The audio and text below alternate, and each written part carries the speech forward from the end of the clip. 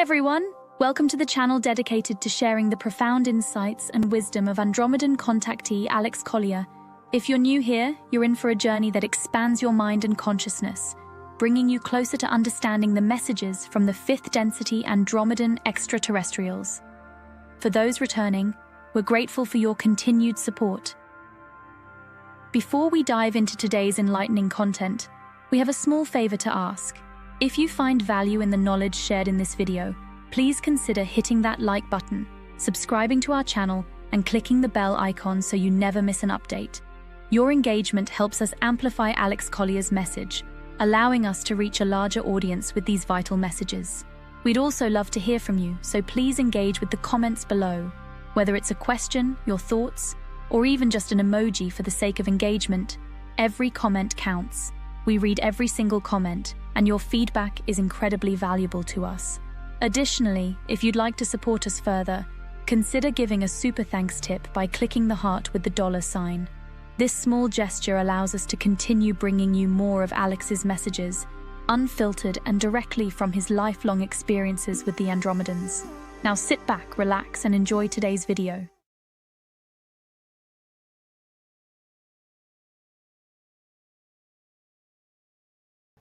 Hi, everyone. Thank you for your time today. I wanted to cover some things. Here in the States, we have a big election. There's a lot of political drama, and I know there's a lot of drama in every other country as well. And a lot of it is invented. It's being created to distract everyone from what's happening in the skies in our solar system. It's getting very, very crowded between planets and starships. The Earth is being bombarded by gravity waves because of the two suns interacting with each other. I would encourage you, as I have from the get-go, to go online and check the Skycams, the FAA webcams here in North America that are used to track weather and things like that, because what's in the skies is profound. And unfortunately, areas that are being heavily chemtrailed, it's very, very difficult to see anything because of all the particulates in the air. And of course, there are consequences to all of our health because of that.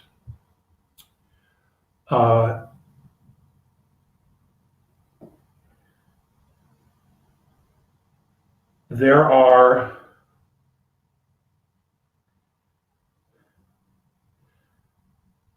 efforts to do a global reset of the currencies. And I can assure you that progress is being made. And the reason it has taken so long was because they were having issues isolating the Cabal. Now that that's done, they had issues with people in the United States Treasury. And some people had to be removed. Some people had to be taken out of the actual process because they were compromised. China has a hard date of November 12th to launch a gold-backed yuan. And other countries need to be in line with that date on or before. And every effort is being made to do this. If you, in fact, hold these currencies, continue to do so. This is going to happen. This is the only way to literally defang and completely neutralize the Cabal, the Illuminati, because of this. Their access to very, very sophisticated technology is also being weaned away. It's unfortunate that they still have access to weather manipulation, but that'll be coming to an end soon. All right, everything is a step. It's a process. Because their network has been entrenched for so long that in order to to weed it out, to isolate them. It has taken time to move each piece and remove pieces from the board very carefully so that they don't come back. And the whole idea was that when you remove a piece, if you can get it to turn, then that's a good thing, because that makes it easier to find the other pieces. Anyway, that's what's happening. Just pray Trump doesn't get assassinated, okay? Because this will never happen if he does, at least here in the United States.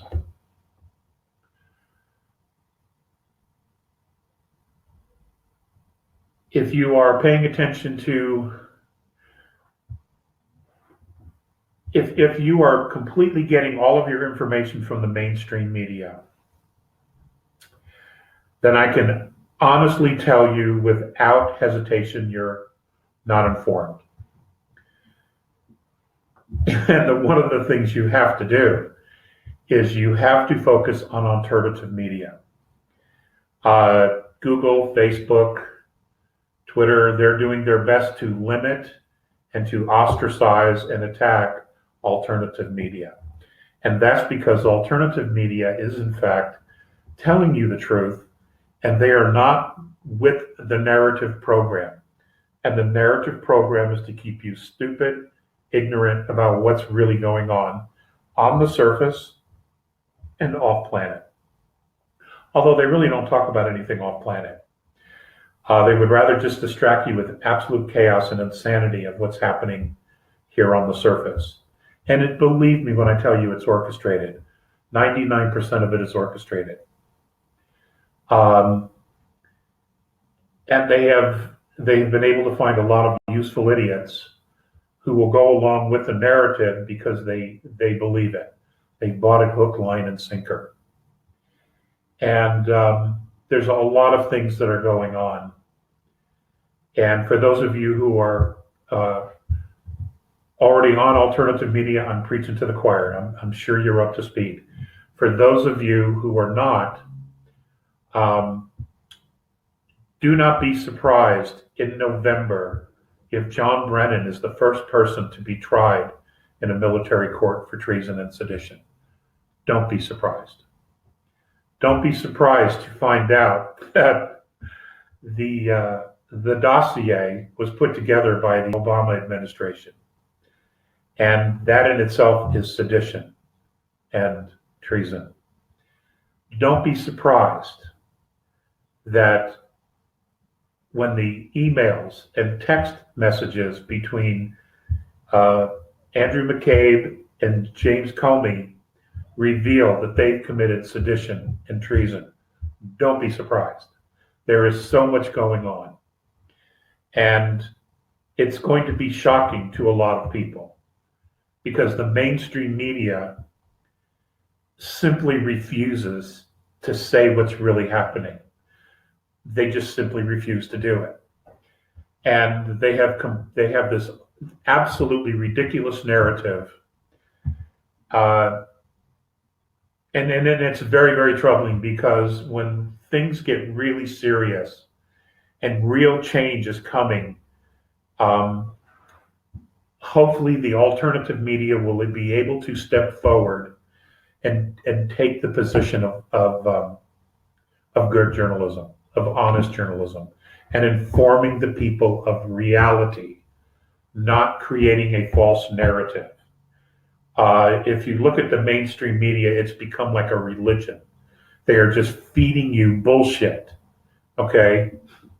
Bravo Sierra, excuse me. They're just feeding everyone Bravo Sierra, like many of the world's religions did and still do.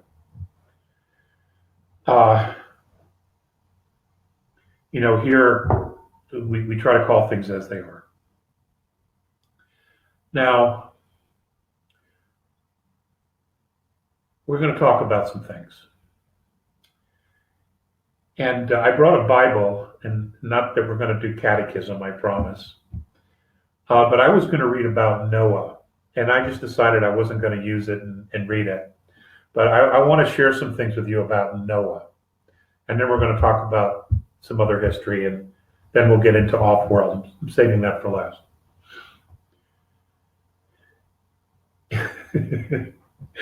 Noah was told to build an ark and take 2 of everything and put it on the boat. Little boat, okay? Everything. All the critters of the earth. And it was going to rain for 40 days and 40 nights. And according to the Bible, to Genesis, the whole world was covered with water for at least 40 days, 40 nights.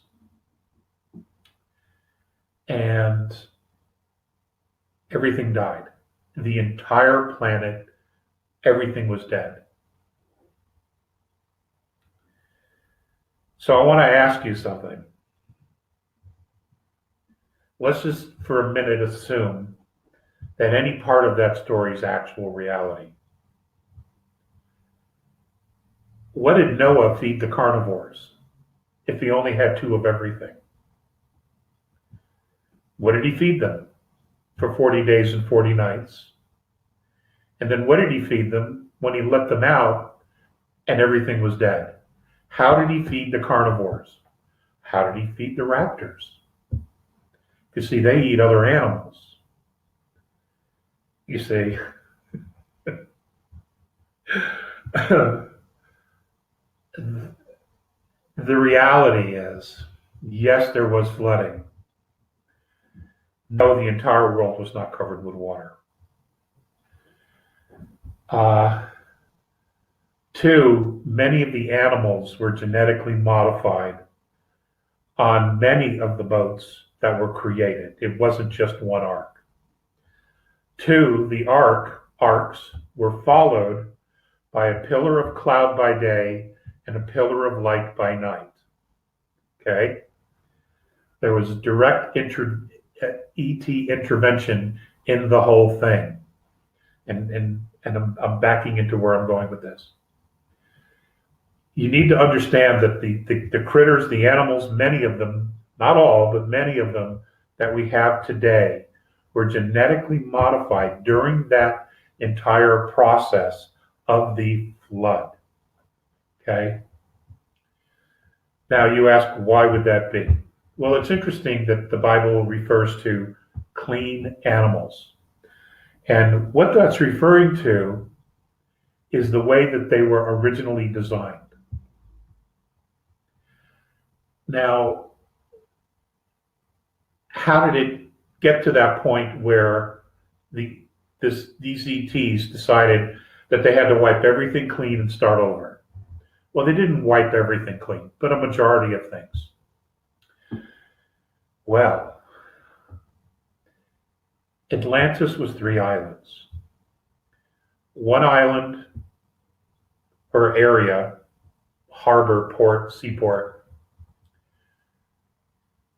was the seat of government and where many people lived, mostly servants.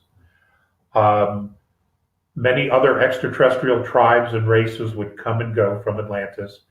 It would be like a New York City today, an international city, except this was an intersolar system city. It was very common for starships to come and go.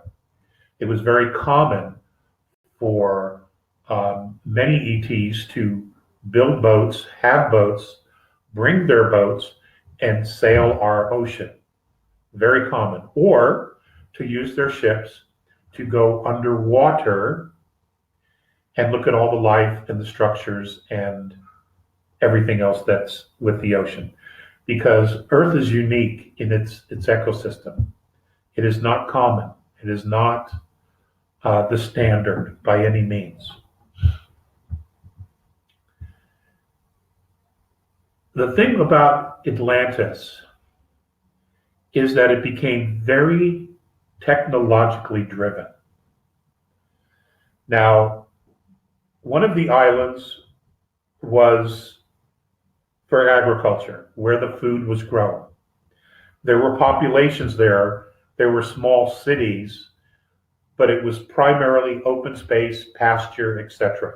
for growing the food, for genetically modifying food to create different things.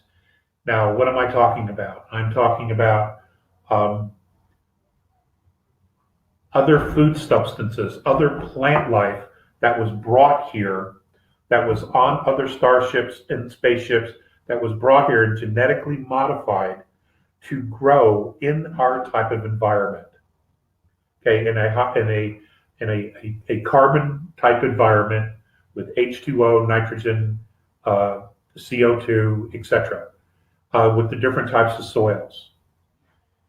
Many things had to be adjusted, and if you have the right DNA sequences, you can adjust anything and almost get it to grow anywhere.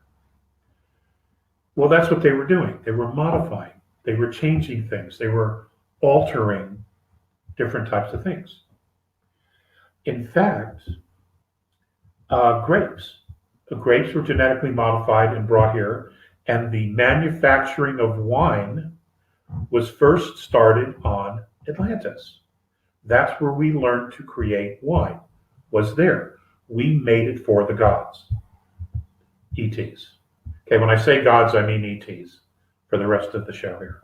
Okay, olive oil was genetically modified and brought here, and the use of it for nutritional value, for healing, for cooking, to mix with other types of foods, that also started on Atlantis. Bananas, pears, apples, all those started on one of the islands of Atlantis. Those were where those things were first made, all right, or grown. And then from there, they spread out into different types of climates. Some areas they worked really well, and in some areas they didn't. A lot of it depended on the soil and, of course, the climate. So, coffee, the exact same thing. Those things were brought here, and then from there they expanded to different parts of the world. This was all during the point of Atlantis. The other island, the third island, was for husbandry.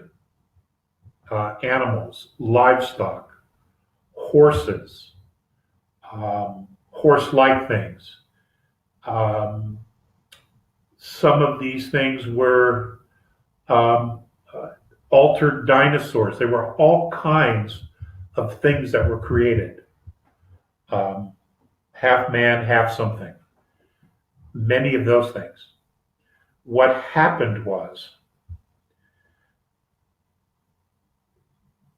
as the Atlanteans became more and more technological and began to focus more and more on technology, their focus became so narrow that all they saw was the technology. And they became addicted to taking everything apart, discovering everything, and at the same time deciding that nothing was good enough the way it was, that they had to change it and alter it. And in doing so, they created a horrible imbalance in nature, because they started to create things, living things, that attacked nature as a whole. And they let the genie out of the bottle in many, many ways. Now, this didn't just occur with livestock and animals in the insect world. This spilled out into human beings. Mermaids, mermen, they're genetically modified. They were genetically modified. Other things that were destroyed because they became so wicked, so anti-nature or anti-life, that they had to be destroyed. Now, what's interesting is that the areas that weren't hurt by the floods, or were flooded, I should say, those areas were locked down so that none of these creatures or anything that was going to be destroyed there was no way they could get into these areas. Okay. The areas were quarantined. One of those areas was North America. Another one of those areas were parts of South America that they were completely quarantined. And they moved everything to areas where they knew were going to be flooded. This wasn't an accident, it was a planned action. Some areas had to be frozen. Antarctica would be one of those areas. It was frozen. Okay? In tipping the planet to cause the flood, yeah, it's going to rain because you're changing the entire ecosystem. That's an absolute natural thing. When you change an ecosystem, the weather goes absolutely bonkers. So when they tilted the planet, I'm going to use my water bottle here. When they tilted the planet, everything became frozen. Certain areas of the planet became frozen. Antarctica would be here, all right? Prior to that, it was on the equator, which is why they're finding tropical plants and plant life underneath the ice. Okay? So, it just froze. Now they didn't have to deal with that. That's what they're discovering down underneath there. They're finding life forms frozen that are pretty scary. The areas that survived, because if you were going to kill everything and then the waters were going to recede and then you let all the animals out of the ark, okay, they all would have starved. They would have starved in weeks, okay? Well, they would have been dead after the 40 days because there was no food. So, the story, that's what it is. It's a story.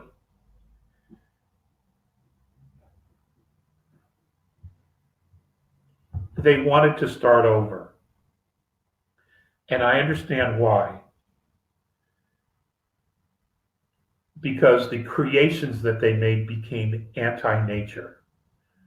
And it's just like the human body. If you have an immune system that flips and it decides to attack your body as opposed to ward off diseases, you're in big time trouble. Well, that's what these creations were doing.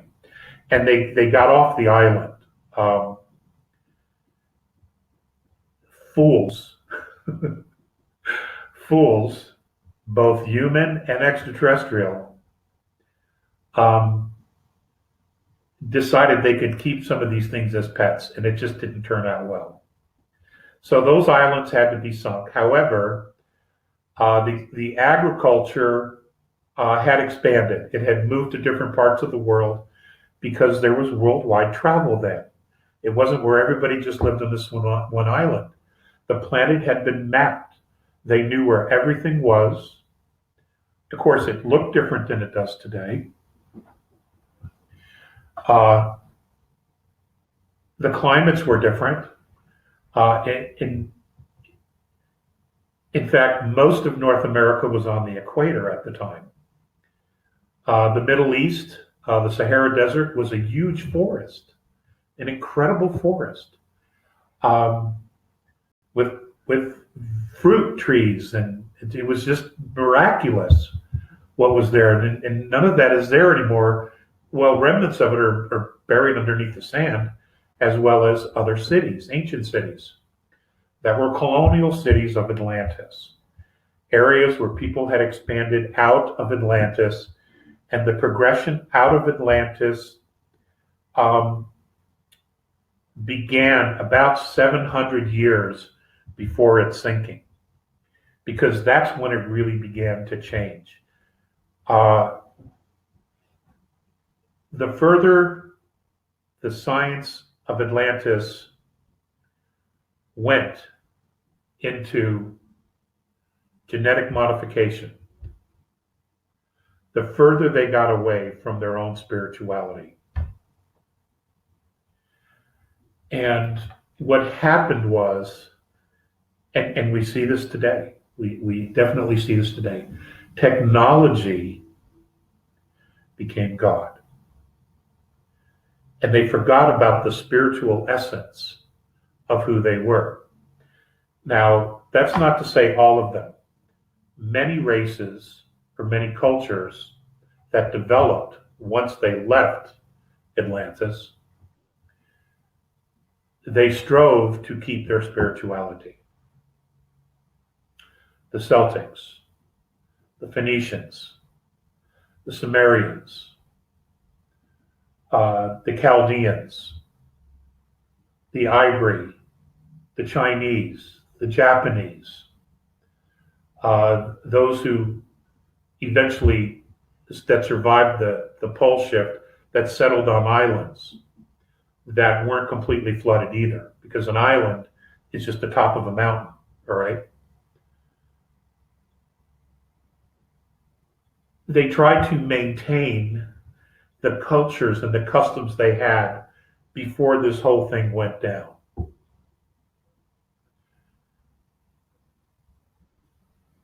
And you can trace all of that to the Atlantean, some of it to the Lemurian. But that's a conversation we're going to have next. Next webinar is Lemuria. I'm focusing on Atlantis right now. Now, the issue with Atlantis was, yes, it was beautiful. It was heavenly. Yes, it was scientifically very advanced. Yes, it was not only a multicultural, but it was also a multi-star seed civilization. But there was a very, very dark underlying energy there the whole time. And that had to do with runaway technology. The ability that technology will solve everything, and that you replace spirit, spiritual work, spiritual knowledge, the ability to create using the soul and quantum mechanics and physics and intent, the idea of replacing all of that with technology.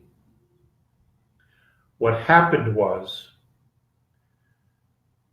the further they went down the technological path, they cut themselves off from universal spiritual knowledge.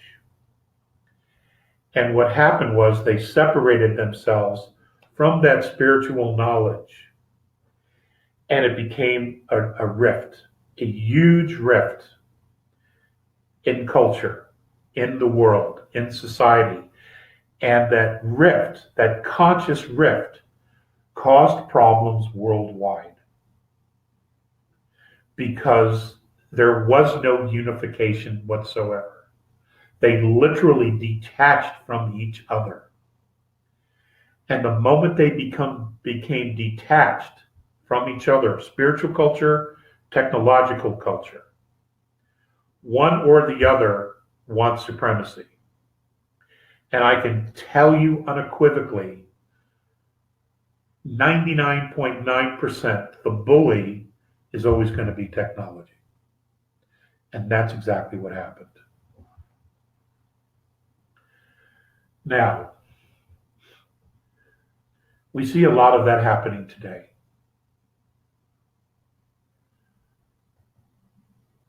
We have amazing technology that the world's never seen.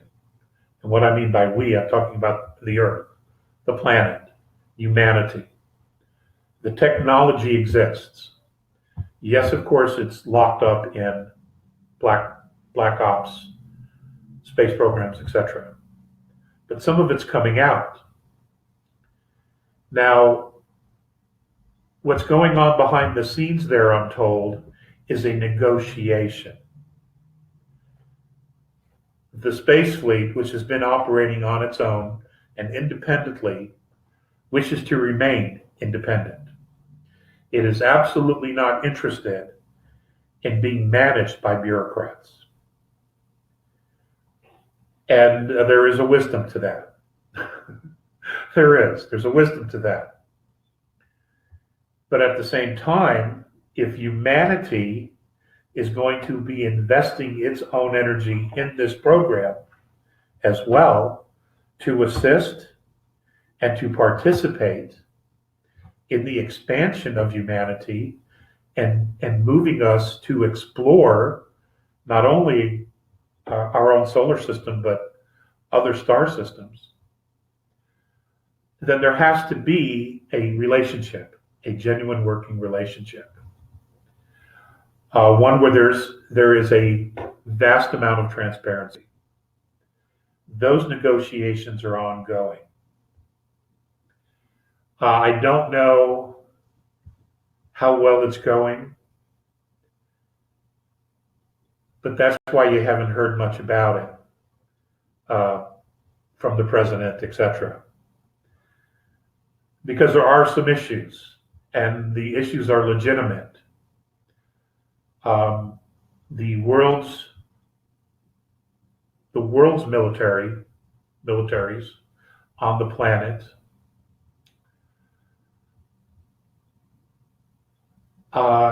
they've made many mistakes. They have suffered from bias, bigotry. They've done unspeakable things in the name of private corporations and private corporate interests. And that cannot be allowed to continue. Not here, definitely not out there. It's not going to be allowed to happen out there. Because there are other spiritual races, interests out there that are pushing back and saying, you need to look at yourself. You need to look at what you're doing. And they're giving everyone some conscious reflection on what's been going on. One day it'll come out what's been happening on the planetoid Cirrus in the asteroid belt. The Nazis with the Draconians started the whole thing over there. Then our space program got involved, and it's dark. What happened and what was going on there was very, very dark. That's not going to be allowed to happen. It's just not. Because other races that have advanced and have moved and matured beyond this point where we are, they've been to this place. They understand how this goes and where it goes. And they're trying to mentor humanity to always remember who it is. What is your true essence? It is soul. It is spirit. It's not just this. And it's begun in earnest with the space fleet. And it's coming back. The pushback is actually filtering to the planet. Which is why you are seeing a change in government, in consciousness, in the idea that, we may be separate countries, We may have different beliefs, but we all are one race. We all do share one planet, and we all have a vested interest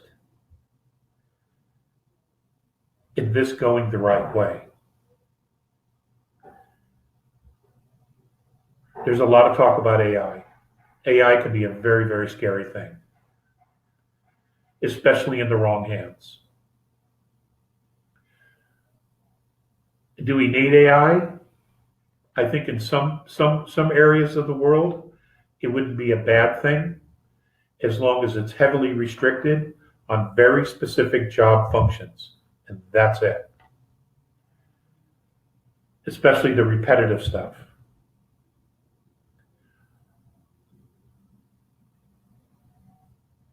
Like manufacturing, the repair of certain types of equipment, maybe in agriculture, using some of it in agriculture to do harvests and things of that nature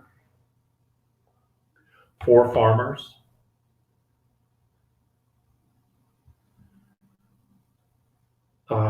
Environmental cleanup, things like that. There's a lot of areas where it would be very efficient to use.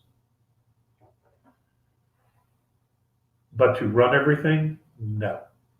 Because eventually what will happen is that technology will become God. And that's the pitfall. And it's, they always say history repeats itself. It's doomed to repeat itself if you don't learn the lessons. Well, we haven't learned the lesson because those lessons have been hidden from us. They have been withheld from humanity, history of our planet, of our race, of its true beginnings, its humble beginnings, of the extraterrestrial intervention. All of that's been hidden from us. And it has been like pulling. It's like going to a chiropodist and asking them to pull your toes out through your molars and your mouth. I mean, it's been that hard to find out what the truth is down here. And that should tell you everything about the intentions of those who have been running the planet. And it in fact does. It does tell you about their intentions. That is all changing. Things are coming out. People are waking up. People are beginning to see things in a very, very different light. And that's because the spiritual frequencies, they're rising. The entire universe of what we see in third density and what we don't see in third density, that frequency, that harmonic is changing. It is rising. The octave, the octaves of the frequency is changing. It's rising. And it's being done divinely. Whether you believe in God or not, or a supreme power, creator, great spirit, whatever words you have for that, that's where it's coming from. Okay? And it's affecting not only third, but fourth and fifth, and all the way up the line. Everything's changing. Because it's time. Because it's time. Does anybody know exactly what it's going to look like? No. No, they don't. No one knows exactly what anything's going to look like. In 1,000 years, is third density, if it's even here, which probably won't be, but in 1,000 years, what's it going to look like? Well, we don't even know what the United States is going to look like in 100 years from now, maybe even 50 years from now. We don't even know. So it's very difficult to project yourself into that, to know for sure. And I know that there's a lot of chat about time travelers from different time periods in the future coming back and talking about what they saw or what they've experienced, or Montauk people, The British government's been doing experiments. I'm assuming the Russians as well, probably the Chinese. But even that, the fact that if it's true, and they went forward and then they came back and they showed us a glimpse of what they saw, it has already altered what they were in. Just the fact that they were there and they shared it with us, they have altered that future. Because every time you look at the future, it changes. Okay? That's just the way it is. That's just the way it works. And, maybe that's why, the ancient holy people always stressed that the gift is the present. It's right here, right now. That's the gift, is the present. Because there are no guarantees. The only guarantee is what you're creating right here, right now, in the moment for yourself and for those you love.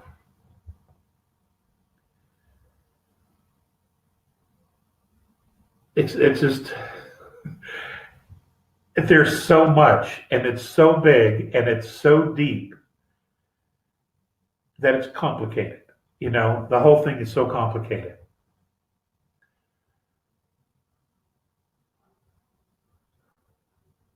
So we should not glorify Atlantis. We should not glorify what they uncover under Antarctica. Again, yes, it's going to be advanced. Yes, there's going to be some things, if there's transparency, that are going to shock and scare us. But understand that that was the past. That doesn't mean we have to make the same mistakes today. And I sincerely hope that we don't. At least the military-industrial complex.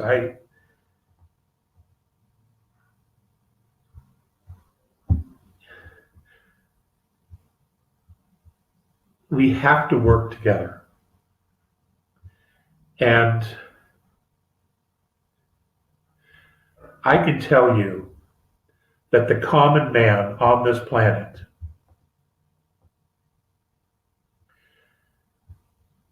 is and has an incredible wealth of common sense. Just a deep, deep well of common sense.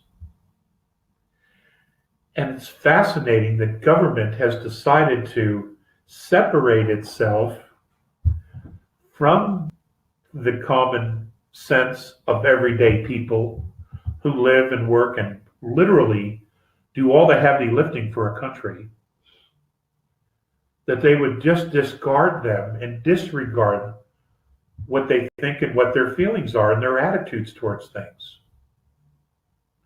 The Atlanteans made that mistake. The hierarchy of Atlantis made that mistake. And it was the common sense of the people that they migrated away from that. And they started all of these other small civilizations and cultures. Now, they had their own issues as well. But they maintained a sense of spirituality that still exists to this day. I am not talking about religions. Okay? I am talking about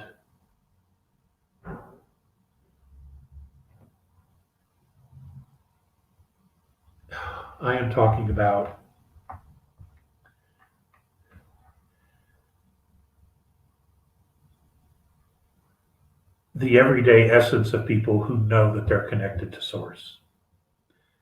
They don't need, they just know. And they're grateful in the knowing. And, they pull strength from the knowing. That there is a higher power, that there's something, there's this essence that holds things together, that gives comfort, that gives encouragement, that gives knowledge, that gives wisdom, that gives creativity, inspiration to people.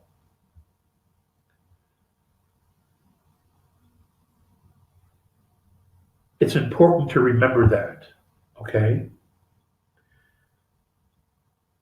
Because it's going to get, and I said this the last webinar, it's going to get really weird now. Things are going to get sketchy.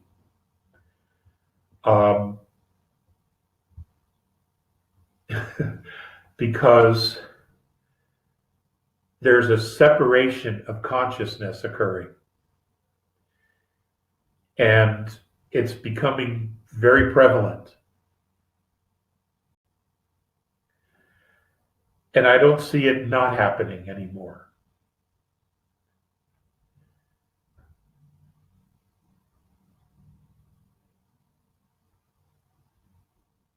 And when things begin to change,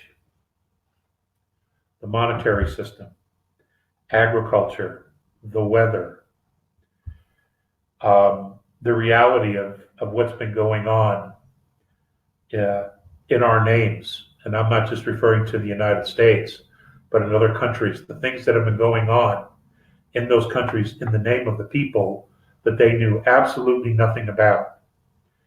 And I'm referring to corruption and things of that nature. Pedophilia, just horrible acts of atrocity that by any measure anywhere is despicable. When all of that comes to the forefront, remember your essence. Remember to run back to love, okay? Remember to run back to love. Always know it's there.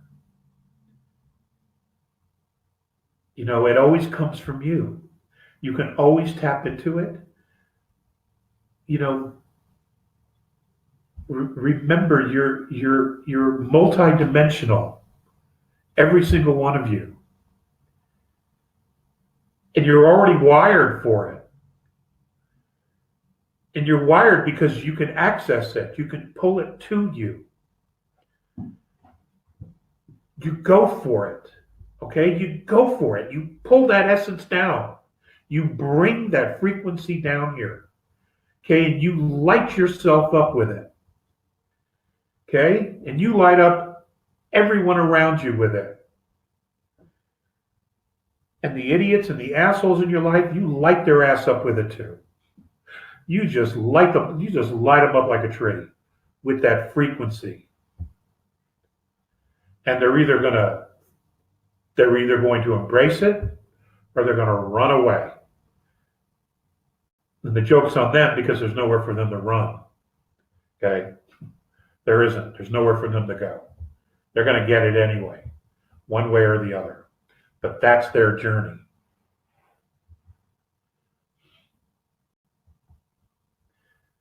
Off-world. A lot of gravity waves. The suns are interacting with each other. I can tell you that if there were not ships here to help us, if there were not benevolent intervention here, Earth's orbit would be radically changed. We would be pushed further away from the sun. And that would be a bad thing, actually. That would be a bad thing. But there is help here. There is intervention. And that's because they see something in us. This isn't just about the fact that, you know, we've been screwed over, that our races, our ancestors, forefathers, have been screwed over by other beings who had no business being here and doing what they did. Okay? But that's what it is. Once we know where we stand, Once we know what the reality is and what the truth is, what we have to do then is we have to just stop all our Bravo Sierra with each other and step into our power. Step into the power of the human race. And we need to figure out how to come together, even if it's just for one thing, to stand for one thing together, which would be a start. Come together and make a decision, okay, that for the benefit of humanity, that we have to remain spiritual beings, that the focus must be on being spiritual beings. And I'm not talking about everybody has to become a vegan. I am not talking about everybody has to wear wood sandals. I am not talking about that or sing Kumbaya. That is not what I'm talking about, because I don't believe any of that's even necessary. What's necessary is that we honor, that you honor yourself, that we honor each other, that we honor the mother, the planet we live on, and that we are always in a state of gratitude for every single blessing and opportunity and breath that we have. Because, ladies and gentlemen, even in other dimensions, there's physicality. There is schoolwork, okay? There's schoolwork. You whether it's here, the A's, the Cirrus A, Tau Ceti, Cygnus Alpha, Zenitae, doesn't matter. You're in physical form, and there you learn, and you process, and you experience. It's going to be different, but it's still school, all right? It's still school. We need to embrace the fact that we're all still in school. And, you know, depending upon our level of frequency, that will determine how much tuition you pay. The higher the frequency, the less tuition. The lower the frequency, far more tuition you have to pay. And that involves University of Hard Knocks, et cetera, et cetera, et cetera. You know where I'm going with that, okay?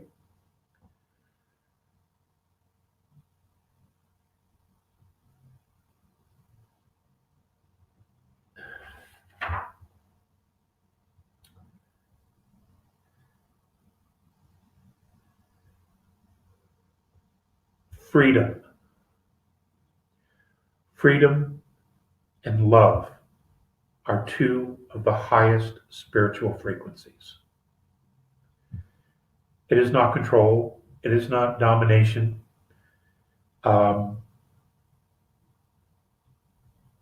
It's not fear. None of those are high vibrations.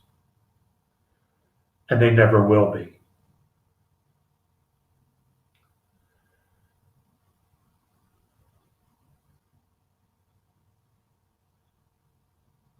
And I think when the time comes and humanity has made its shift, we may be able to look back at all of these type of beings that have been such assholes to us,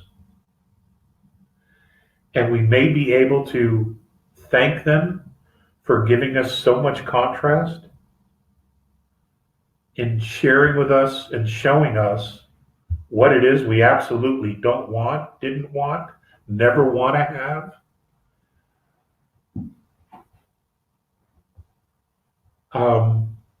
Maybe, maybe we'll get there. Some of you may already be there. I'm not there. You know, maybe they because it's, I mean, how it's got to be difficult, you know, to be that kind of a person all the time, especially if you have a soul. I would think it's very difficult to be that kind of a person all the time. So that's what I have. Keep those cards and letters coming in. I'm kidding. I don't get any. I would love to do some questions if there are any, and if they're not, then there aren't.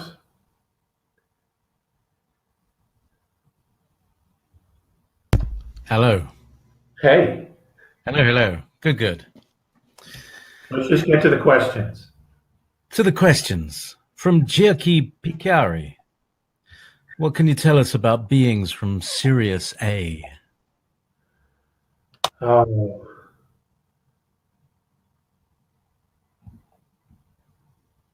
Can we do that next time? Because that's involved. Let's do that next time in the next webinar, because we're going to be talking about Lemuria. That directly relates to Sirius A. All right. Okay. So topics include. Sorry, we'll do that next time. Okay. Sorry. Well, make a note. Again, what can you tell us about the Council of Saturn or Council of Nine? Nothing. Mm-hmm. Okay. From Michael Hudson. Many webinars talked about the soul reincarnating here on planet Earth. How we enter life is just as important as how we exit life. Some choose to leave early while others suffer with disease. Question is, how can we prepare to leave Earth in good graces?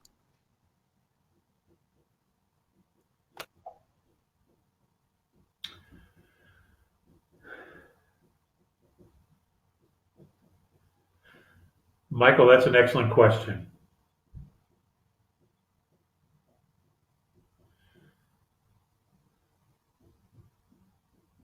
You know, there are people who transition very, very gracefully. And what I mean by that is they know that they've lived the life as best they could. They know that they have loved to their fullest capacity. They have done everything they could do to provide for those they leave behind. But at the same time, they understand that this is just part of the cycle. That living in a physical form is a form of education, of experience. And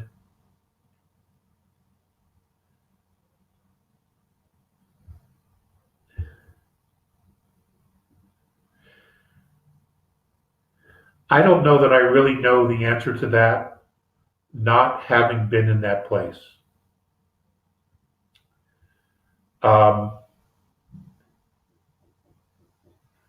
I only know about, I don't actually know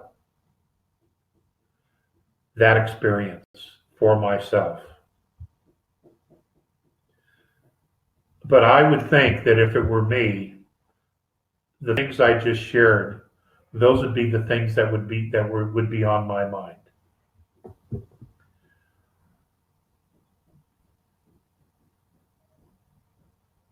You know, I truly believe that in many respects, everyone is doing the best they can. Are they on track with the goals that they had set up when they first came in as a child?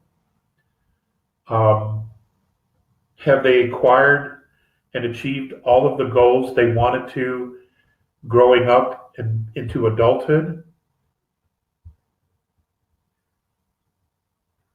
I would think that, at least for me,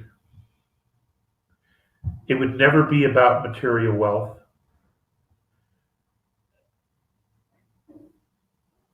or fame or any of that. What would matter to me is, was I loved? Was I loved? Did I experience genuine love? Did I withhold it?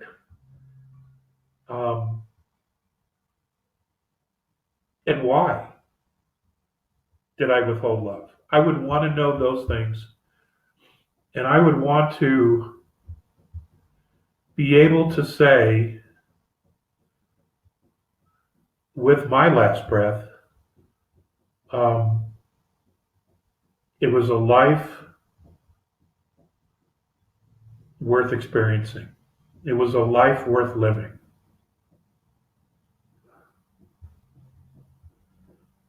And I guess everybody's answer to that is going to be different. It all depends on what moves you. You know, for some people, it could be, for ball players, it might be scoring touchdowns or home runs or having records so that their name continues. You know, for others, for moms, was I a good mother? Did I raise my kids right? Did I instill within them, you know, love of spirit, the wisdom of right and wrong, compassion. I think that's going to be different from everybody. For me, it's, you know, was I loved? I mean, I've been blessed to have totally been in love at least twice in this lifetime. And even though it didn't turn out the way I wanted it, it was still a blessing. Absolutely was a blessing. I wouldn't change a thing about it. Nor do I have any regrets.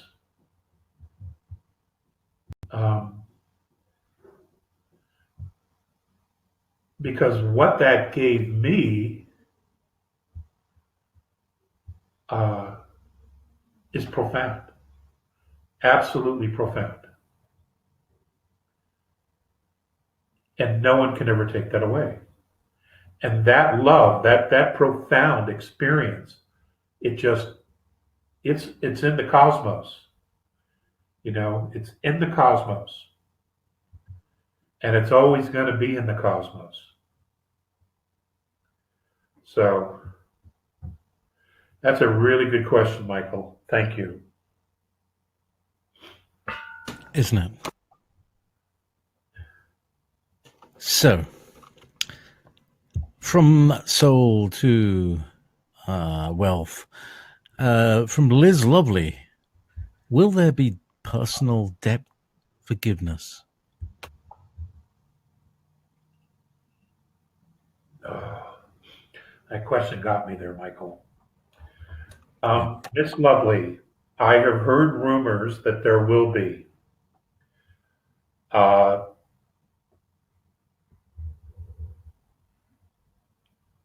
reset would imply a do-over.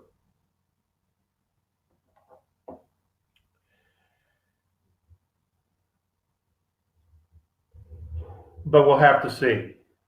We'll have to see how it all works out. I would think that if they're really wanting to do this right and really wanting to truly free humanity from this horrible paradigm and narrative that we've been living under, courtesy of the Orion Group and the banking syndicate, who have created wars and all this, that they would do that. They would basically say, hey, guess what? The home is yours. The cars are yours. That's a redo over, a reset.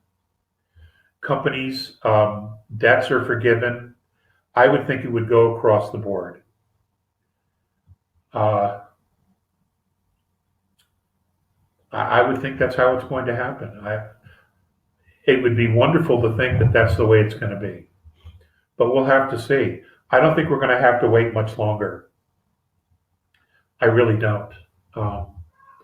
Things are moving very, very quickly behind the scenes. And that's the way they want it. That's the way they want it.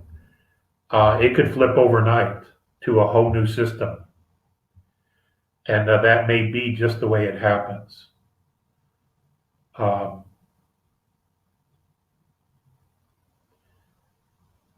because the last thing you want to do is create more fear.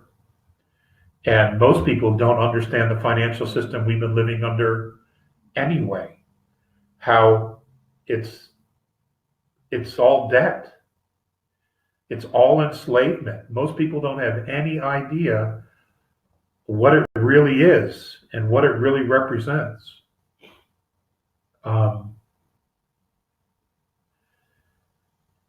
The Federal Reserve note is a private banking instrument.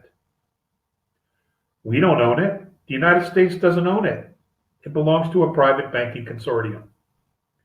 All we do is borrow it with interest, which is then passed on to the people through various programs, et cetera, et cetera, et cetera. But the debt can never be repaid because the debt is never printed. Therefore, it doesn't exist. So the debt is in perpetuity. That is no way for anybody to live. There is nothing about that yells and screams freedom and sovereignty to anything or anybody. And they know it. And they know it. They had their 100-something year run, and it's over. Or it's coming to an end. It's coming to an end. And it has to. Humanity will never, ever, ever reach its potential under a system like this. And that's why that system was put in place, was to make sure that we would never break free, at least consciously, break free of all this nonsense.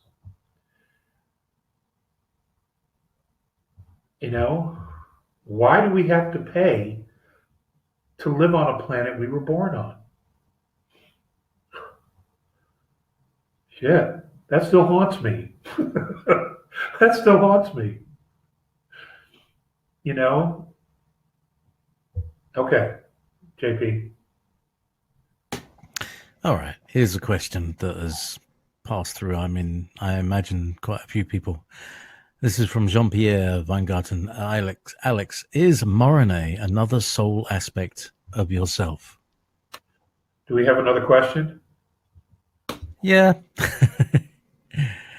Any update on this is from Leah? Any update on galactics making headway against a few pockets of remaining reptilian nasties in Yucatan, White Cave River System, Kalahari Desert, Carpathian Mountains, etc.? I've not been briefed. I don't know where things are at. I have no updates. Okay. If God said that his name is I am that I am, where did we get the name Jehovah? Now you're thinking. Now you're thinking. Well, everybody assumes that I am and Jehovah are one and the same. I don't believe that I am was even a person, the creator, only because the original Moses died of radiation poisoning from hanging out up there with that damn bush, which would imply that there was a ship up there which he didn't see. So why does God need a spaceship? To quote Star Trek, why does God need a spaceship? So none of it. No.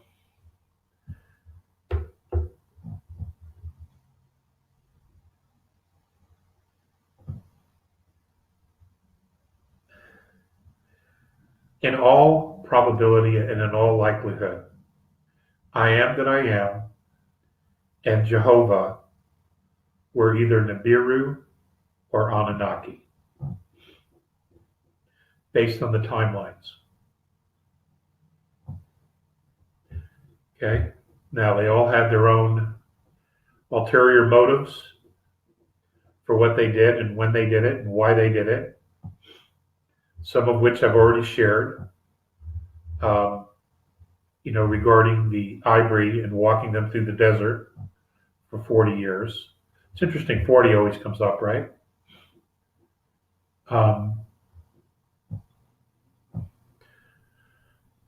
But they were extraterrestrials. They were extraterrestrials. Playing God. It's the only answer I can give you. And I'm sure you can, I'm sure you already know that. If you research it enough to know, I mean, I am a loving and forgiving God who will punish you if you don't do exactly what I say. How does that equate? How does that equate?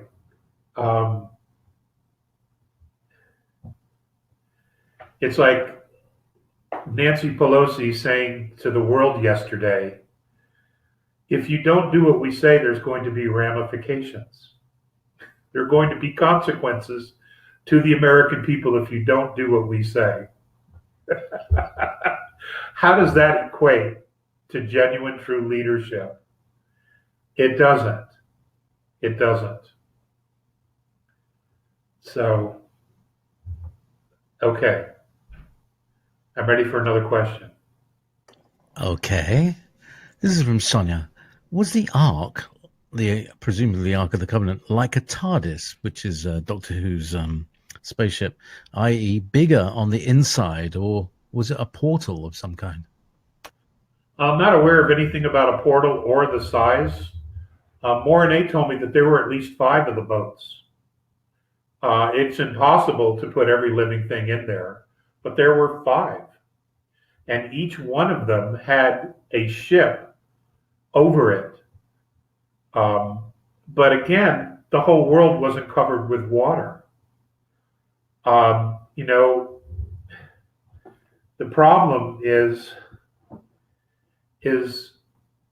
all of this has been edited 100 times or more.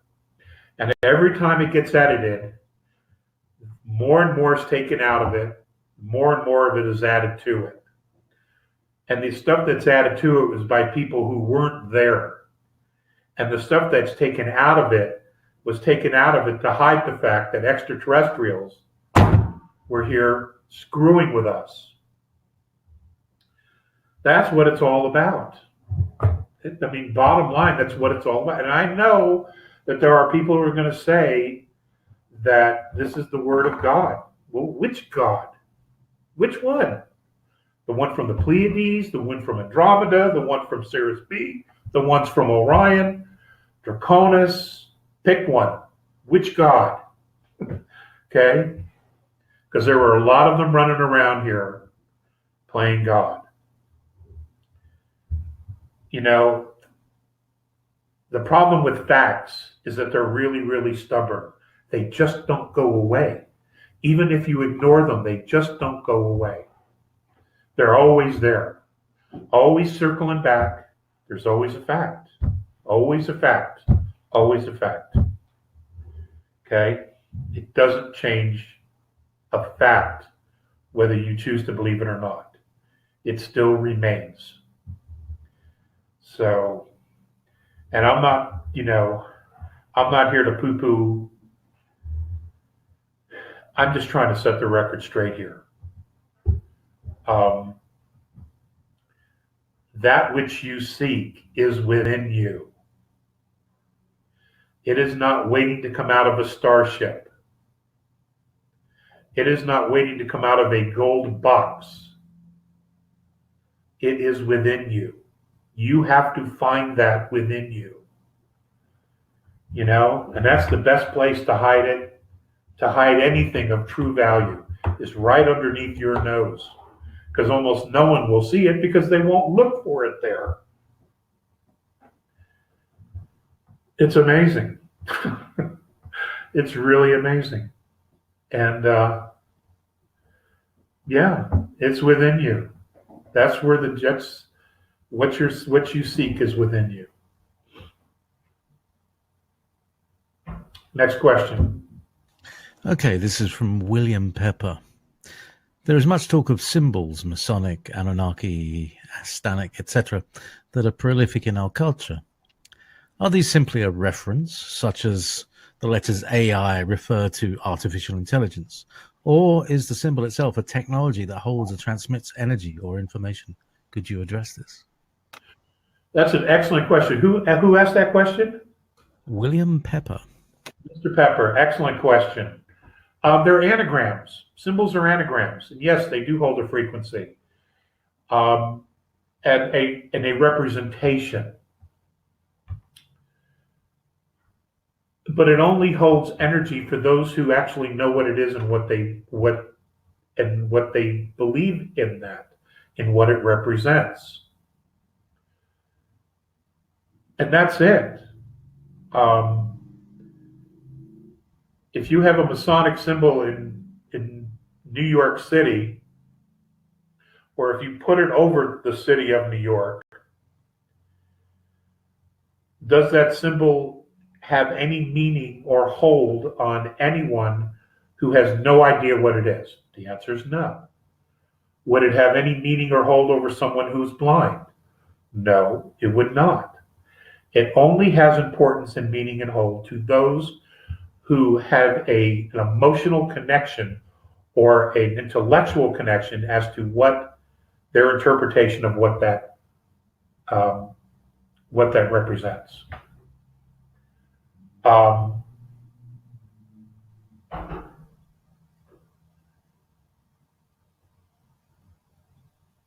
The fleur-de-lis. The fleur-de-lis meant something to the Chaldeans that is completely different to what it meant to the French. And does it even matter? No. It's just a representation. It is just a symbol. The sun worshippers, they would carve into rock. They would paint pictures of the sun. Why? Because they worshiped the sun. It had a very special significance to them. It represented to them something deeply personal to themselves. To those who were not sun worshippers, did it matter? No. They enjoyed the sun. They lived under the sun. They lived and grew up and died under the sun. They grew crops or raised livestock under the sun. They enjoyed the sun, but they didn't worship it like others.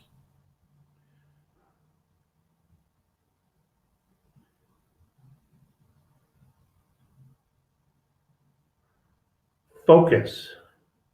It's always fascinating to find out what people focus on.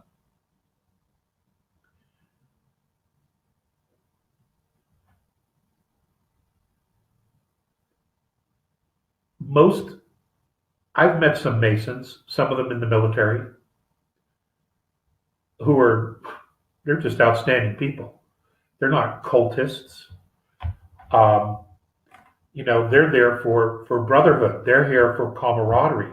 They're there because they have built friendships and relationships with people to help build schools, build churches, build synagogues,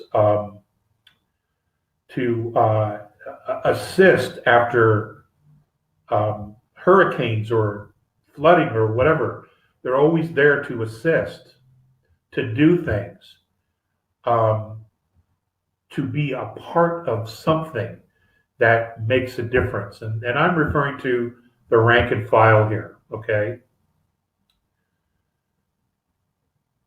I know that there's it almost seems like the leadership of almost everything these days has become completely corrupted, which is a real tragedy. Because they make decisions to betray the rest of their group or to betray humanity for power. And I just simply cannot wrap my head around decisions like that. I can't. I just, where we go one, we go all. And That statement, that saying was on a bell on John F. Kennedy's sailboat. Where we go one, we go all. And that's a big deal. And I cannot wrap my head around why people make those decisions to betray humanity. Especially knowing that the group you're signing up with are scumbags usually. It's all about power. It's all about control. They make decisions to do horrible things to human beings in other countries as well as their own. Why would you want to be a part of that? I just, anyway. No.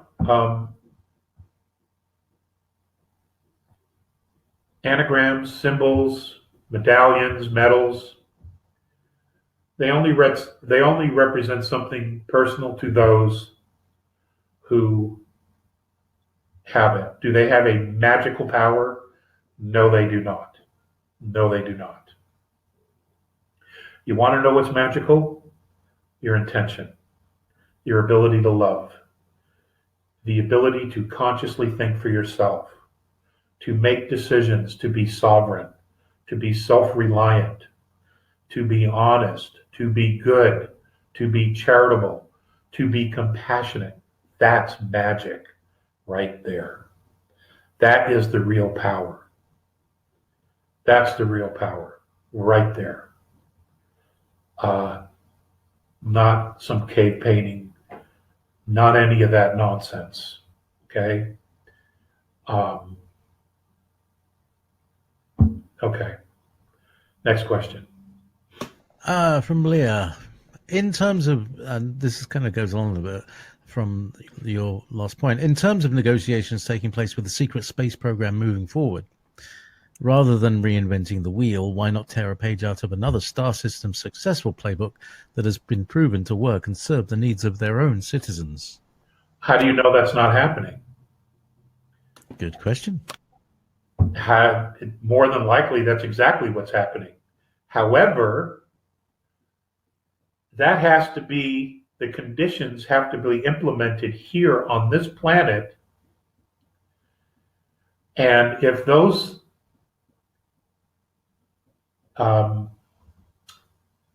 conditions, which exist on a free and sovereign planet with a benevolent race, in order for those to be implemented honestly, genuinely, with true authenticity here, then the people who are to carry out those things must have that same commitment to making sure that they're carried out in all authenticity, in all benevolence. That would take some doing, especially when you are fighting at the same time a incredibly corrupt, evil consciousness that has had control of the planet for thousands of years. It doesn't just happen overnight. I mean, the fleet knows what it's doing because it's been doing it. It knows what it needs. It knows exactly what kind of support it needs. What it doesn't have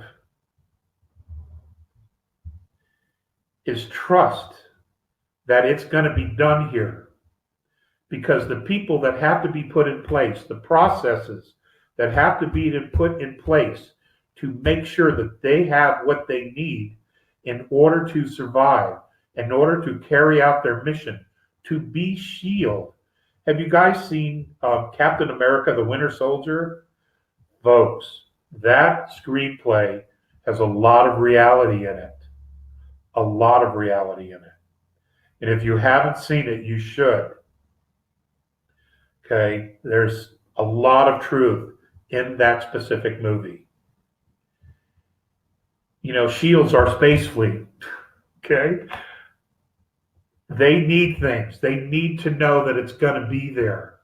This is why they don't want to deal with bureaucrats, because they're liars. They will say anything and do anything for power, and they know it. Okay? Shit. It's really messed up down here. And it hasn't sorted itself out yet. It just hasn't. It's not about just the money. Okay? It's not. It's about trust. It's about knowing that their people are going to be taken care of. It's about they're going to get what they need when they need it. It's about knowing someone has their back. That's what it's about. And that's going to take some time to sort out. Okay? It's like any relationship. You have to build trust. And, those guys up there, those guys, men and women, and others, wow, you want to talk about courage, bravery. Only they know their story. And, we should have been traveling our solar system hundreds of years ago. We could have been. We could have been.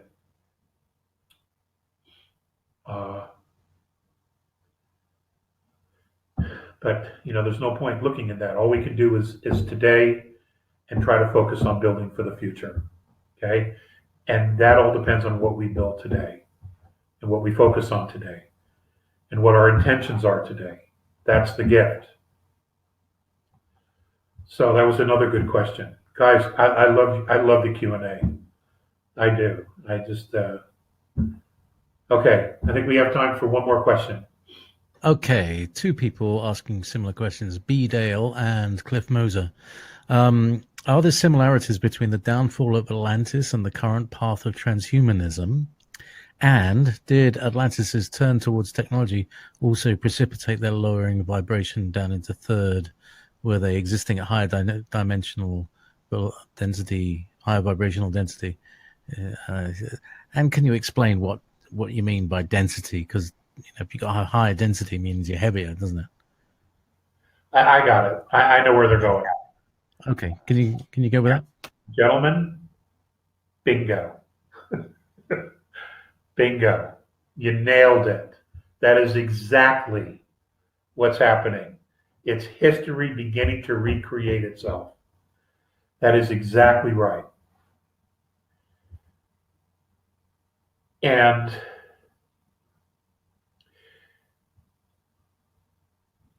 if you remember, well, I don't know how many of you are familiar with the very early stuff that I shared in the early 90s. But I talked about the root races, the 22 different root races that have their genetics here with us, that they're a part of us. And the reason they can intervene is because they have a genetic link to our humanity. And that's, I guess, a universal law. That is just a fact and a reality that intervention, mentorship, those things can occur when you are genetically linked to a specific race, because they are an extension of family. That's how it's looked upon. Okay? Now, not all living things can hold soul. There are things that have been created that have no soul, that had no soul, because no soul wanted to be a part of it, wanted to connect with it, because it was so, the frequency was so bad that soul could not connect to it. Those are called abominations. those type of things should never be created. Because it's like giving a 5-year-old an atomic bomb.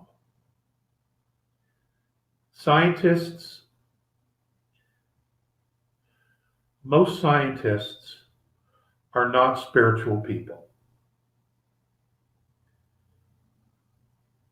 It doesn't exist unless they can make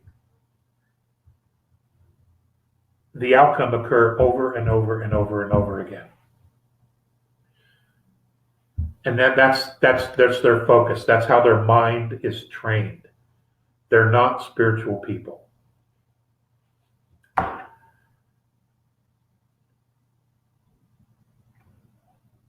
People who believe in spirit, that are in touch with their own soul, people who believe in God or believe in the creation, a creator, a spiritual presence, they don't create shit like this because they know it's not right.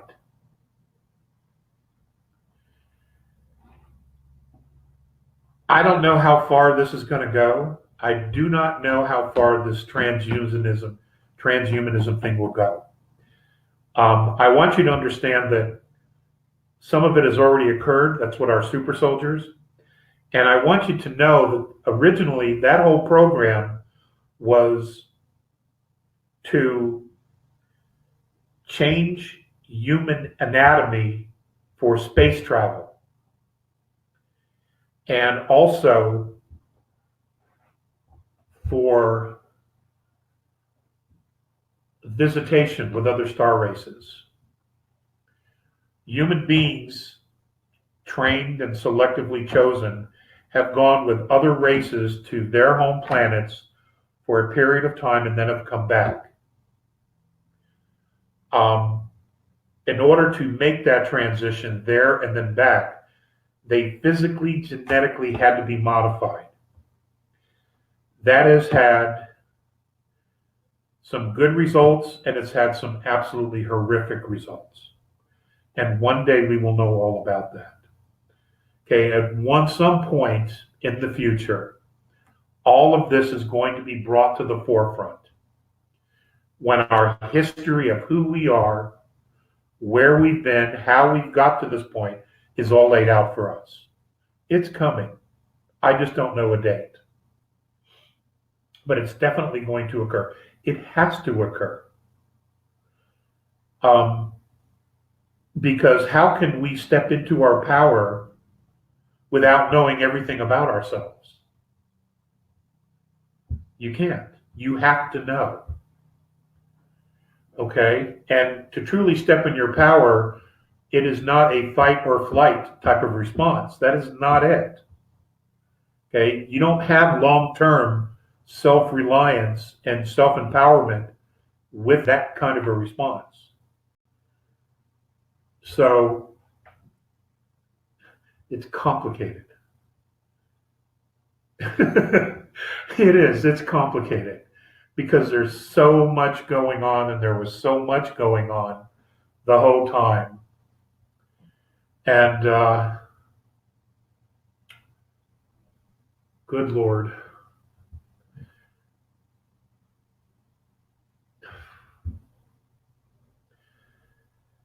My time's up. I got it. I got you. I see you. I'll be right out.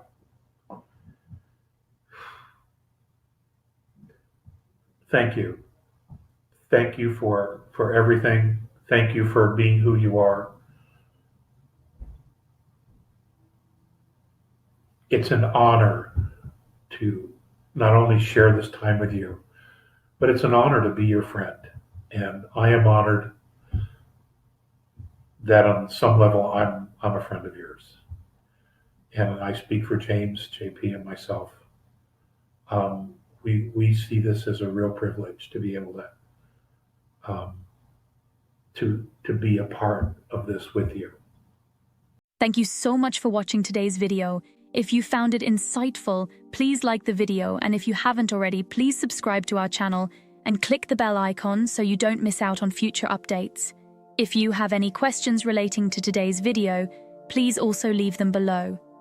We read all the comments and take on board what our viewers have to say about Alex Collier's work. Remember, your support helps Alex Collier's knowledge and the messages from the Andromedans reach more people. If you'd like to support the channel even more, you can give us a super thanks tip by clicking the heart icon with a $sign. It really helps our team bring you more content. Also, be sure to visit alexcollier.org to sign up for our regular email newsletter. It's the best way to stay updated with the latest news, exclusive content, and upcoming live webinars. For the latest insights from Alex Collier, check out alexcollier.live. And if you want to explore over 250 past webinars, head over to alexcollier.tv. Thank you for being a part of this journey and supporting Alex Collier's work. We couldn't do this without you, and we're genuinely grateful for your support. Until next time, stay curious and keep exploring the vast mysteries of our universe. If you would like to see the Andromedan contactee Alex Collier live via video stream, we hold a live online seminar every Friday at 2 p.m. Eastern Time. For more information on upcoming live webinars, please visit alexcollier.org.